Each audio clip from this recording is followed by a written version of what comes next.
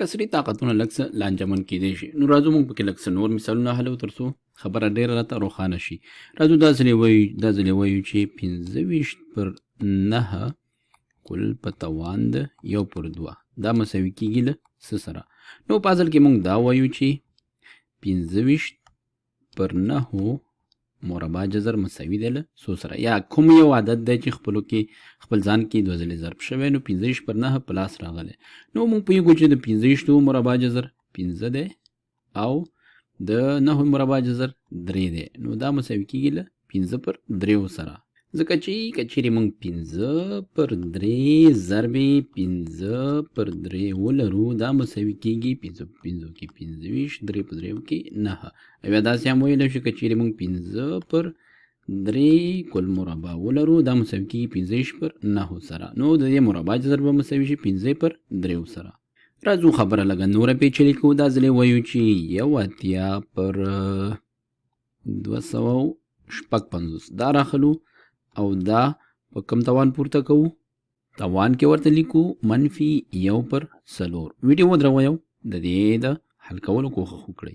نو راځو په دې کار کوو. لومړی کار چې موږ کوو وایو د منفي نه ځان خلاصو، او دا مخکې هم موږ تکرار کړی چې منفي نه چې کله ځان خلاصو قاعده به ورته معکوسه لیکو. دا به ولیکو چې 256 تقسیم پر 1 ټول په توان د 1 پر 4.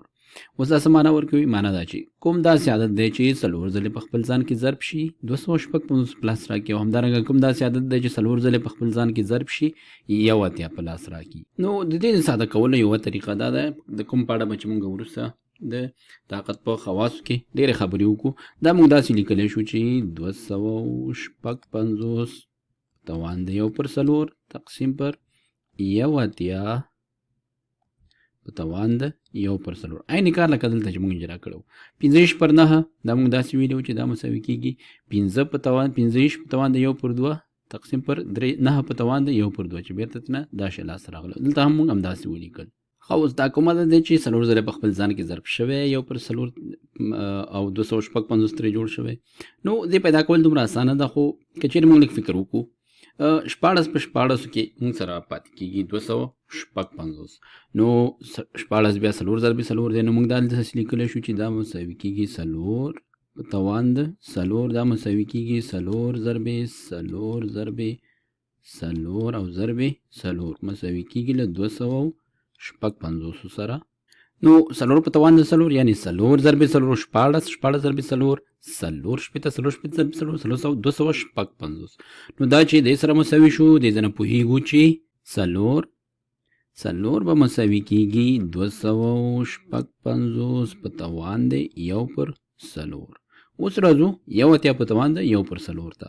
نو ښایي تاسو ته 3 ذهن ته راشي. نو 3 په توان د 4 دا مساوي کېږي لیکو 3 ضرب 3 ضرب 3 ضرب 3 دا به مساوي شي 3 په 3 کې 9 په 3 کې 22 په 3 کې 1 او همدارنګه لیکو چې 3 مساوي کېږي 1 په توان د 1 پر 4.